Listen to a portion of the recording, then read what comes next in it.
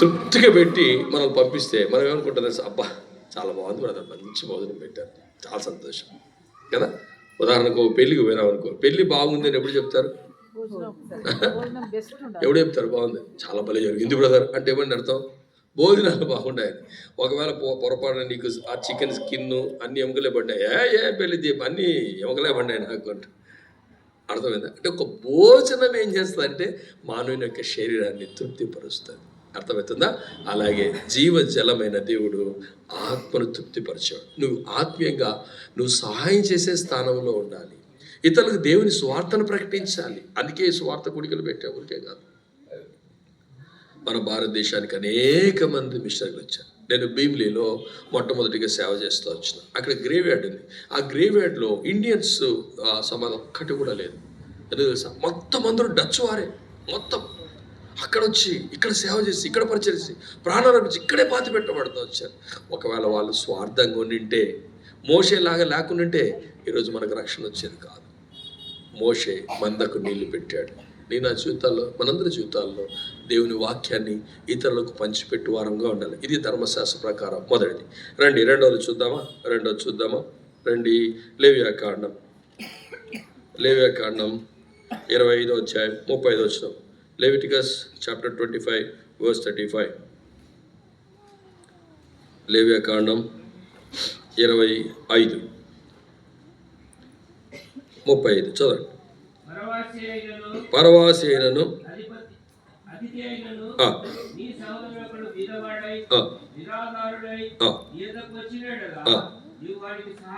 నీవు వానికి సహాయము చేయ. మొట్టమొదటిగా ఆత్మ సంబంధమైనది మనం ప్రతి ఒక్కరికి సహాయం చేయాలి. ఇది మొదటి. ఒక ఆత్మ సంబంధమైనదే కాదు మనం చేయాల్సింది, భౌతిక సంబంధమైన కూడా సహాయం చేయాలి. ఎందుకు సహాయం చేయాలి? క్రిస్మస్ అంటే అది. క్రిస్మస్ అంటే అర్థం ఏంటి తెలుసా? క్రీస్తుని ఆరాధించడం అనేది మొదటి అర్థమైతే, రెండో అర్థం ఏంటి తెలుసా? గివింగ్.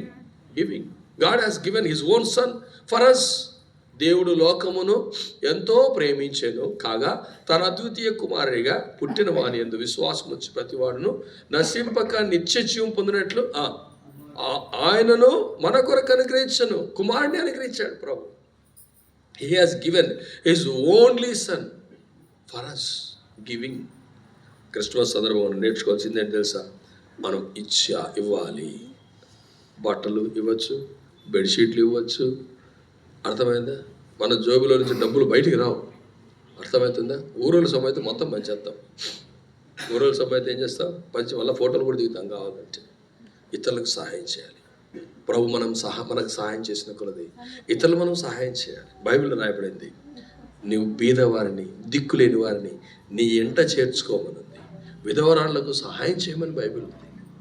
ఎంతమంది మనం సహాయం చేస్తున్నాం? నిన్న క్రిస్మస్ అయిపోయింది కదా, ఎంతమంది సహాయం చేశారు లేదు నాకు తెలియదు. నీ మట్టుకు నువ్వు నేర్చుకోవాల్సింది ఏంటంటే ఈ సమయంలో సహాయము చేయాలి పేదవారికి. చూడండి రూతు గ్రంథంలో మనం గమనిస్తే, రండి రూతు గ్రంథం, బుక్ ఆఫ్ రూత్ చాప్టర్ 3 3వ అధ్యాయం, క్షమించండి 2వ అధ్యాయం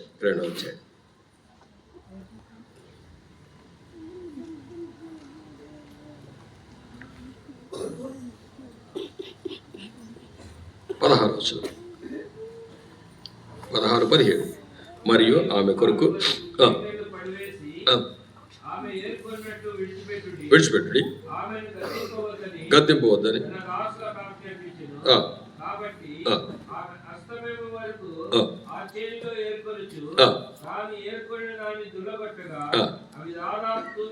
తూమెడు ఎవలాయను. ఆమె వాటిని ఎత్తుకొని ఊర్లోనికి వచ్చినప్పుడు ఆమె ఏరుకున్న వాటిని ఏమంటాడు? ఆయన ఏమంటాడు? ఆమె కోసం కొన్ని పిడికిళ్ళు కూడా ఇచ్చేయండి. బ్రదర్ ఇది పాత నిబంధన కదా, కొత్త నిబంధన చూద్దాం రండి. అపోస్తలుల కార్యములు 10వ అధ్యాయం, acts of apostles chapter 10 verse 1 మొదటి వచనం. ఇటలీ పటాలమనబడిన పటాలములో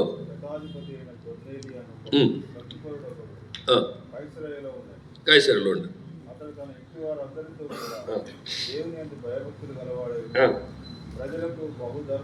ప్రజలకు బహుధర్మము చేయొచ్చు, ఎల్లప్పుడూ దేవునికి ప్రార్థన చేయడు. ప్రజలకు ఏం చేస్తున్నాడు? ఈయనకు రక్షణ ఉందా? మారుమనసు ఉందా? పాపక్షమాపణ? నో.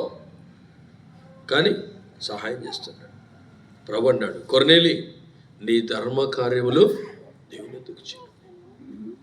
బైబిల్ చెప్తుంది ఉపకారము ధర్మం చేయట మానదు. అట్లని చెప్పి డబ్బులు ఇవ్వమని చెప్పట్లా. కొంతమంది ఏం చేస్తారు తెలుసా? డబ్బులు అడుగుతారు, డబ్బులు ఇవ్వద్దు. కొంతమంది ఏం చేస్తారు తెలుసా? ఇంటికి వచ్చి భవతి భిక్షాంది హిమాత అని రైస్ అడుగుతారు, రైస్ ఇవ్వద్దు. కడుపు నిండా భోజనం పెట్టు, తిండి పెట్టు, అవసరమైతే వస్త్రాలు. అర్థమవుతుందా? చాలా జ్ఞానంగా మనం ధర్మం చేయాలి. ఒకసారి దైవజుడు భగత్ సింగ్ గారు ఏం చేశాడంటే, అలాగనే తన బస్ స్టాండ్లో ఉంటే ఒక ఆయన వచ్చి అడిగాడు, sir I have so hungry, నాకు చాలా ఆకలిగా ఉంది, కొంచెం ధర్మం చేయరా అని అడిగాడు. తను ఏం చేశాడంటే తన సూట్లో ఉన్న కోట్లో చేయి పెడితే తనలో ఒక కాయిన్ ఉంటే ఆ కాయిన్ ఇచ్చాడు. ఇచ్చిన వెంటనే భగత్ సింగ్ గారికి నెమ్మది లేకుండా పోయింది. ప్రభు అడిగాడు, డబ్బులు ఇచ్చినావు ఎవరివి? ఎవరైతే నావే కదా ప్రభా. నీవేనా? నావే ప్రభా. నీవేనా? నావే ప్రభా. నీవేనంటే ప్రభా నావే కాదు, నీవి. Without my permission how can you give? నా పర్మిషన్ లేకుండా నా డబ్బులు నువ్వు ఎట్లా ఇస్తావు? నెమ్మది లేక ప్రభా నన్ను క్షమించు. నువ్వు చూడు, నువ్వు ఇచ్చిన డబ్బు ఏమవుతుందో చూడు. అతనితో పాటు అతను సరాసరి ఆ డబ్బుని తీసుకొని వెళ్ళి బీడీలు తీసుకొని తాగుతా అన్నాడు. చాలా బాధపడ్డాడు భగత్ సింగ్ గారు. కనుక ఉపకారం ధర్మం చేయటం మానద్దని కాదు, చెయ్యాలి, సహాయం చేయాలి. లోకంలో ఉన్నారు చూడండి, వస్త్రాలు దానం చేస్తారు, అన్నదానం అని పెడతారు, తప్పేం కాదు. ఇక కొర్నేలి భక్తుడు కూడా రక్షణ లేదు, మారు మనసు లేదు, కానీ ధర్మకార్యాలు చేస్తారు. అంతేనా? చూడండి 9వ అధ్యాయంలో ఒక అక్క కనిపిస్తుంది మనం. రండి 39 వచ్చిన. పేతురు లేచి వారితో కూడా వెళ్ళి అక్కడ చేరినప్పుడు వారు మేడగదిలోనికి అతన్ని తీసుకుని వచ్చి విధవరాండ్రందరూ వచ్చి ఏడ్చుచు దోరక తమతో కూడా ఉన్నప్పుడు కుట్టిన అంగీలను వస్త్రములను చూపుచు అతని ఎదుట నిలిచేది. దోరక ఏం చేస్తా వచ్చింది? వారికి వస్త్రాలు కుట్టిస్తుంది. నువ్వు చేసే పని, నువ్వు చేసే సహాయం గుర్తుపెట్టుకో, అది నిలిచిండు. ఈ దినాల్లో ఎలా అయిపోయింది తెలుసా? 4 బెడ్షీట్లు ఇస్తే 100 బెడ్షీట్నట్లు ఫోటో తీసుకొని స్టేటస్ పెట్టుకొని గ్రూపుల్లో పెట్టి ఫలాని వారికి మణిపూర్లో మేము ఎట్లా సహాయం. ఎవడికి కాదు నీ సొంత డబ్బా? ప్రభు అడిగాడా? ఇద్దరు విశ్వాసులు కూడా ఇట్లా తయారైపోయినాడు. కుడి చేతి ఇస్తే ఎడం చేతికి తెలియకూడదు అంటే బ్యాండ్ వేసుకున్నాం అంటే వాట్ ఇస్ ద మీన్? మరి అట్లంటే ఇప్పుడు కొర్నేలి ఏం చేయాలా? కొర్నేలి వారి దాన కార్యక్రమంలో పెద్ద బోర్డు వేయాలా? వేసాడా? లేదంటే ద్వారకా వారి అన్నదాన సత్రం లేదా వస్త్రదానం అనేలా వేశారా? లేదు. ద్వారక చనిపోయింది. చనిపోయిన తర్వాత కూడా ఆమె సహాయం చేసిన విధానాన్ని పరిశుద్ధాత్మ దేవుడు కూడా మర్చిపోలే. డాక్టర్ లూక్తో వైద్యుడైన లూకా అత చెప్తున్నాడు, లూకా ద్వారకా గురించి రాయి. ఏం రాయాలి ప్రభా? ఆమె వస్త్రాలు కుట్టి పేదాలకు ఇచ్చిందా? రాయ్. ఇవాళ రాస్తే ఏమవుతుంది ప్రభా? సియోన్లో చాలామంది ఉన్నారు వస్త్రాలు ఇన్నోళ్ళు, వాళ్ళకు జ్ఞానోదయం కావాలి. మనం ఎవరికి బట్టలు పెడతాం? చాకురాలు బాగా పెడతాం కదా, చాకును పెట్టాంలే, ఎందుకంటే కాస్ట్ ఎక్కువ కదా, మంచిదేలే. ప్రతి ఒక్కరు తీసుకొచ్చావు. మరి పేద సహోదరులకి సాయం చేసినావా? ఎంతమంది సహోదరులు లేరు మందిరంలో కదా? అవునా కదా? మనం ఇతరులకు సహాయం చేయాలి. ధర్మశాస్త్రం చెప్తుంది లేవియాకాండంలో ఏమంటున్నారు? నీ సహోదరుడు నిరాధారుడై బీదవాడై నీ యొద్దకు వచ్చిన నీ వారికి సహాయం చేయాలి. అతడు నీ వలన బ్రతకాలి. నీ వలన బ్రతకాలంటే అర్థం ఏంటి తెలుసా? ప్రతీ నెల ఇవ్వాలి. అది అందుకే దైవజుడు భగత్ సింగ్ గారు అనాథాశ్రమం పెట్టలా, విధవరాండ్రాశ్రమం పెట్టలా, వృద్ధాశ్రమం పెట్టలా, కానీ ఆయన అనేక మంది విధవరాండ్రకు సహాయం చేసేవాడు. అందుకే విధవరాండ్ర సహాయం ఇది ఇప్పటికి కూడా కంటిన్యూ అవుతుంది ఎబ్రోన్లో. మీరు మాకు ఏనవసరం లేదు, ఎబ్రోన్కి వెళ్ళి విడో ఫండ్ అని చెప్తే వాళ్ళు మీకు స్లిప్ ఇస్తారు. మీరు అక్కడ డబ్బులు కట్టి రిసిప్ట్ తీసుకోండి, ఇతరులకు సహాయం చేయాలి. పౌలు భక్తుడు అన్నాడు, నీ సంఘంలో ఉన్న విధవరాళ్ళకు నువ్వు సహాయం చేయి, నిజముగా విధవరాళ్ళైన వారిని నువ్వు చేర్చుకో. మనకిచ్చిన దాంట్లోనే మనం ఇవ్వాలి. మనం పెద్ద పెద్ద ఇవ్వాలని అవసరం లేదు. మన శరీరాన్ని మనం ఎలా ప్రేమించుకుంటామో ఇతరులు మనం అలా ప్రేమించి ఇవ్వాలి. ఇది రెండవది. రండి 3వది చివరిది, ద్వితీయోపదేశకాండం 22వ అధ్యాయం 4వ వచనం. Deuteronomy chapter 22 verse 4. 22:4.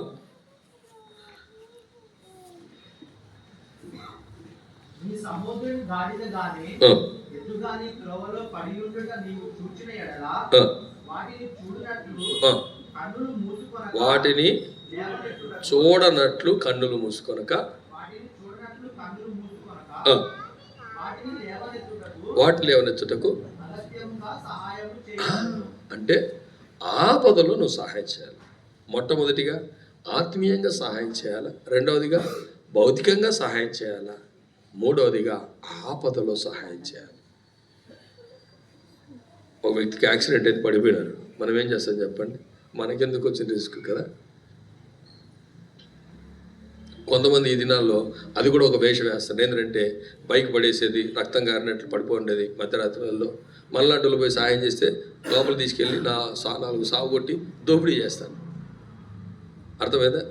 ఒకసారి నేను నా భార్య వాళ్ళ ఊరు వెళ్ళి కారులో వస్తుంటే ఒక అమ్మాయి బైక్లో పడిపోయింది. మా ముందరే పడింది. మేమేం చేసాం తెలుసా? ఎందుకు వచ్చినది? ఆ అమ్మాయి పడిపోతే వెనకాల ఎవరు ఉన్నారు మనకేం తెలుసు, మనల్ని వచ్చి కొడతారేమో, మనకెందుకని వెళ్ళిపోయిన తర్వాత నా భార్య అంటుంది, మనం ఎందుకు సహాయం చేయలేకపోయినాం అమ్మాయికి, అరే మనం సహాయం చేసింటే బాగుంటుంది. ఇంటికి వచ్చేంతవరకు నెమ్మది. ఆపదలో ఉన్న వారికి మనం సహాయం చేయాలి, కష్టాల్లో ఉన్న వారికి మనం సహాయం చేయాలి. అందుకే నేను చెప్తా ఉంటే మరి ఎవరైనా ఇంట్లో ప్రభునందరి నిద్రిస్తే, మరణిస్తే వారికి నువ్వేం చేయాలా? మరుసటి రోజు వెళ్ళి వాళ్ళని ఆదరించి వారికి భోజనం పెట్టు. వారి కష్టాల్లో ఉన్నారు ఆదుకో, బాధల్లో ఉన్నారు ఆదుకో కదా. మన హాస్పిటల్కి వెళ్తాం, ఎవరికైనా బాగలేదంటే చేతిలో ఆపిల్ కూడా తీసుకెళ్ళాం, చేతిలో బ్రెడ్ కూడా తీసుకెళ్ళాం. ప్రభు సాయం చేస్తాడు కదా, ప్రభు చేస్తాడు. శుభ్రంగా చెప్పి వస్తాం. ఒకసారి దైవజనుడు భక్సింగ్ గారు కూడా ఆ విధంగా హాస్పిటల్కి వెళ్ళాడు. ఆ రోజు సాయంత్రము ఆయన ఒక ప్రాంతానికి వెళ్ళాలి. తన దగ్గర డబ్బు కొద్దిగానే, ఆ ప్రాంతానికి వెళ్ళడానికి ఆ డబ్బు సరిపోతుంది. హాస్పిటల్కి వెళ్తే ఆయన ప్రాంతానికి వెళ్ళక మునుపు ఆ హాస్పిటల్లో ఉన్నవారు వచ్చి భక్సింగ్ గారిని, మా ఇట్లా బాగలేదు మీరు వచ్చి ప్రార్థన చేయండి అంటే దైవజనుడు భక్సింగ్ గారు వెళ్ళి ప్రార్థన చేసి ప్రభు సహాయం చేస్తాడు నీకు అని చెప్పి వస్తుంటే ప్రభు ప్రేరేపిస్తున్నాడు, నీ దగ్గర డబ్బులు ఉన్నాయి కదా అవి ఇచ్చే అంటే ఈయన అంటాడంట, ఇవి ఇస్తే సాయంత్రం నాకు ఛార్జీకి ఎట్లా ప్రభువా, ఇవి ఇస్తే, అరే ఇచ్చేది నేను కదా నీకు, నువ్వెందుకు కంగారు పడతావు అంటే ప్రభు ఎంత ప్రేరేపించినా మనసును కఠినం చేసుకొని వచ్చేసిన తర్వాత ఈయనకి నెమ్మది లేదు. ప్రార్థన చేసినా నెమ్మది లేదు, బైబిల్ చదివినా నెమ్మది లేదు. నువ్వు పోయి ఇచ్చేస్తా. చివరికి ఆయన ఏం చేశాడంటే హృదయాన్ని కఠినం చేసుకొని ప్రభు నేను నీ మాట వింటా అని చెప్పి హాస్పిటల్కి వెళ్ళి ఆ డబ్బును వారికి ఇచ్చి వచ్చాను. జరిగిన సంఘటన ఏంటో తెలుసా? కొద్ది కాలం అయిపోయిన తర్వాత వారు బాగైన తర్వాత దేవుని సన్నిధికి వచ్చి వాళ్ళు ఇచ్చిన సాక్ష్యం తెలుసా? బ్రదర్, ఆ రోజు మీరు వచ్చి ఉదయం ప్రార్థన చేసిపోయినారు, మధ్యాహ్నం వచ్చి మీరు మాకు డబ్బులు ఇచ్చారు, ఆ డబ్బులు మాకు ఇవ్వకపోయిందంటే మా నాన్నగారు చనిపోయేవారు. ఎందుకు తెలుసా? మా దగ్గర మెడిసిన్కి ఏ డబ్బులు లేవు, డబ్బులు అస్సలు లేవు, మేము ప్రార్థన చేస్తున్నాం ప్రభు మెడిసిన్ మాకు డబ్బు కావాలి. అట్లని చెప్పి దేవుడు భక్సింగ్ గారిని విడిచిపెట్టల, తనకు సహాయం చేశాడు ప్రభు. అద్భుత రీతిగా తనకు సహాయం చేస్తూ వచ్చాడు. అనేక సార్లు మనం అనుకుంటాం, ఇది ఇప్పుడు నేను ఇచ్చేస్తే నాకెట్లా అవుతా, ఇతరులకు నేను సహాయం చేస్తే రేపు నా పరిస్థితి ఏంటి, నా పిల్లల పరిస్థితి ఏంటి? నీకేం ఆస్తి రాసి ఇవ్వమనలేదుగా, నీకు ఆస్తి రాసి ఇవ్వమనలేదు కదా. నీకు కలిగిన దాంట్లో ఇతరులకు నువ్వేం చేయాలి? బాధలో కష్టాల్లో ఉండేవారిని ఆదుకోవాలి. ఎన్నిసార్లు మనం బాధలో కష్టాల్లో ఉండేవారు. అందుకనే బైబిల్లో ప్రభు అంటున్నాడు, నీ పొరుగు వారికి నువ్వు సహాయం చేయాలి. ఎవరికి సహాయం చేయాలా? పొరుగు వారికి. వాళ్ళలాంటి తెలుగు మంతులే వాళ్ళు కూడా. పొరుగువాడు అంటే ఎవరు ప్రభు అని అడిగినారు. ప్రభు ఏం చేసినాడు? ఇదిగో పలానోడు అని చెప్పాలా. ఓ మంచి స్టోరీ చెప్పాడు. ఒకడు యెరూషలేము నుండి యెరికోకు బయలుదేరి వెళ్తుంటే దొంగలు వచ్చి ఏం చేశారు? అతన్ని పట్టుకున్నారు, నిలువు దోపిడీ చేసేసారు, కొర ప్రాణంతో వదిలిపెట్టారు. యాజకుడు వచ్చాడు, చూచాడు, వెళ్ళిపోయాడు. లేవీడు వచ్చాడు, చూచాడు, వెళ్ళిపోయాడు. చివరికి ఎవరు వచ్చారు? సమరయుడు వచ్చాడు. సమరయుడు ఏం చేశాడు?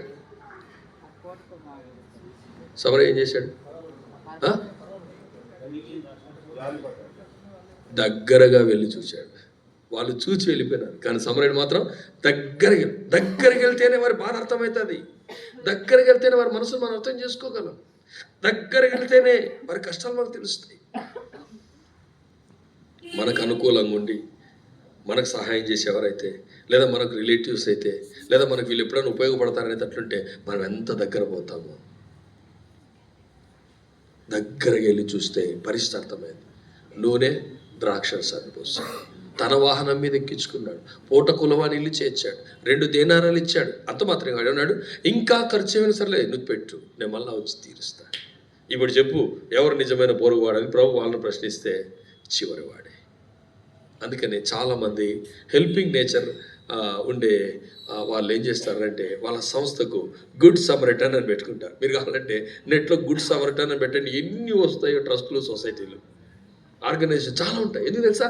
సహాయం చేయట, కష్టాల్లో బాధల్లో ఉన్న వారికి సహాయం చేయటం. ప్రేమ దేవుని బిడ్డలారా, మనం ఇతరులకు మనం సహాయం చేయవారుగా ఉండాలి. నింపుట అంటే అర్థం ఏంటి? సహాయము చేయుట. మనం చేస్తున్నామా? భౌతిక సంబంధమైన సహాయం చేస్తున్నామా? ఆత్మ సంబంధంగా సహాయం చేస్తున్నామా? బాధలో ఉన్న వారికి, కష్టాల్లో ఉన్న వారికి మనం సహాయం చేస్తున్నామా? ప్రశ్న. ఈ క్రిస్టమస్ సందర్భంగా నువ్వు ఇతరులకు సహాయం చేయాలి. బ్రదర్, క్రిస్టమస్ అయిపోయింది నిన్ననే, ఇంకా ఇప్పుడేంది సహాయం చేయడం? కాదు, జీవితాంతం మనకు క్రిస్టమస్సే. జీవితాంతం మనకు క్రిస్టమస్సే. ఇతరులకు మనం సహాయం చేసేవారుగా ఉండాలా. మన దగ్గర ఉన్న కొలది మనం ఇతరులకు ఇవ్వాలా. ఇవ్వాలంటే మనసు రాదు, జోబుల నుంచి డబ్బులు బయటికి రావు. హృదయాన్ని కఠినం చేసుకో, బాక్సింగ్ గారలా కఠినం చేసుకొని ఆ జోబులో ఉండే డబ్బులు తీసి ప్రభు, అందుకే బైబిల్ విదజల్లి అర్థమవుతుందా? నువ్వు విదజల్లి ఇస్తేనే ప్రభు నిన్ను ఐశ్వర్యవంతుడిగా, ఐశ్వర్యవంతురాలుగా చేస్తాడు. మనం ఎప్పుడు ఇట్లెప్పుడు ఉండేది, మరి ఇట్లెప్పుడు ఇచ్చేది? ప్రభుని ఎప్పుడు అడుగుతూనే ఉంటాం. మనకి ఎంత ఇచ్చినప్పుడు ప్రభుని అడుగుతూనే ఉంటాం. అడిగి తప్పను అట్లా. మరి నువ్వెప్పుడు ఇచ్చిస్తావు? ప్రభు నీకు ఇచ్చిన దాంట్లో ఏమిస్తున్నావు? ఇతరులకు సహాయం చేస్తున్నావు? మన జీవితంలో మనం తీర్మానం చేసుకున్నాం, ప్రభువా నింపబడుట అంటే సహాయం చేయట. నేను ఇంకా నింపబడట్లా. ఇతరులకు సహాయం చేసే స్థానం నాకు ఉన్నా కూడా నా హృదయాన్ని కఠినం చేసుకొని నేను సహాయం చేయట్లా. ఆత్మీయంగా నేను సహాయం చేయట్లా. నశించిపోతున్న వారికి నీ మాటలు అందించట్లా. భౌతికంగా సహాయం చేయట్లా. కష్టాల్లో ఉన్న వారిని కూడా సహాయం చేయట్లా. చూడనట్లు పోతున్నా. ఒకసారి క్షమించు. ఇతరులకు సహాయం చేసే స్థానంలో పెట్టిన నన్ను ఇతరులకు సహాయం చేయవాడుగా నేను ఉండాలని సిద్ధపరచు. యేసుక్రీస్తు ప్రభు వారిని, తండ్రి అయిన దేవుడు, నేనెందుకు ఇవ్వాలా నా ప్రియమైన కుమారుడిని, నా ముద్దు బిడ్డ నేనెందుకు ఇవ్వాలా ఆ ప్రపంచంలో ప్రజల కొరకనంటే ఈరోజు